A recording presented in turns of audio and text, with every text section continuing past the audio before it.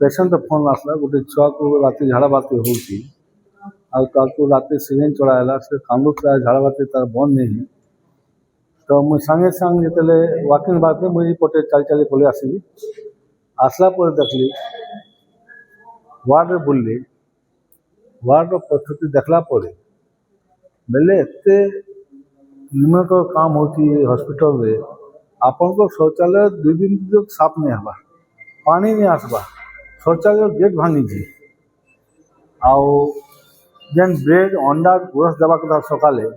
सेटा बिल्कुल नहीं देवा आज पेसेंट मन संगे सीडीएमओ एडीएमओ समस्त थे डॉक्टर मन थे आपण मन थे आप समस्त सामने 50-60 रोगी मन कहे आमको कौन सकाले पाउटी कि गुरस किछु मिले ना आज जमी आप शुक्रवार दिन आज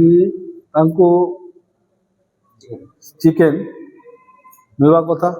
आज पर्यंत जिते दिन है से कौन एसई ग्रुप में आज पर्यंत ये हॉस्पिटल भितर कौन रोगी को चिकेन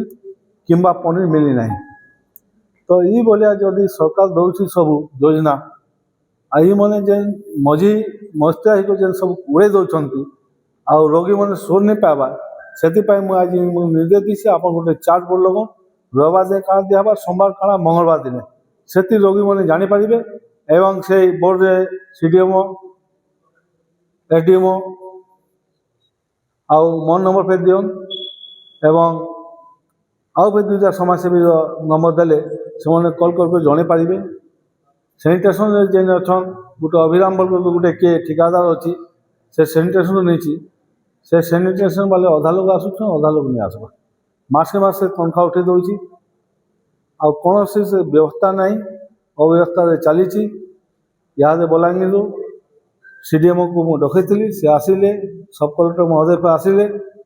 आसला अनेक गुड़े चर्चा होती आसंता दिने भल भाव के काम हे रोगी मैंने केमती स्वस्थ हे समस्या समाधान केमती हेबा एमएलए आज्ञा फोन करथिले सकाळू तांकर फोन पाइकरी मु आसली आसिक हॉस्पिटल विजिट कली एमएलए आज्ञा सांगे मिसिक सबुआड़े आम विजिट करचु से जहाँ जहाँ कंप्लेन करथिले से सब कंप्लेन गुड़ाकर समाधान बहुत शीघ्र करा जबो माने हमर बाथरूम रो गोटे कबाट रो गोटे पर्सन तळू करी खुली जाइथिला सेटा 3 मास आगु रिपेयरिंग हेतिला बोली हमर इंजीनियर कहउचंती हेले सेटा पुणी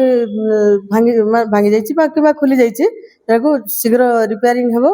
आ तापरे डाइट रो जो क्वालिटीटा मेंटेन करबा कथा से डाइट रो क्वालिटी ठीक भाबरे मेंटेन हेबो आ जोटा मेनू हिसाब रे से माने ठीक भाबरे जंती डाइट वाला दबो से हिसाब रे व्यवस्था करा हेबो आ सब वार्ड रो सामना रे डिस्प्ले करा हेबो जे को दिन कोन खाद्य देबा कथा बोली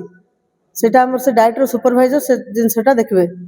आ जो एसएचजी ग्रुप से डाइट सप्लाई करचंती तांको संगे मो बलांगीर रे कथा हेबी डीएसडब्ल्यू मैडम संगे कथा हेबी आ सेटा अति शीघ्र तार सुव्यवस्था करा हेबो।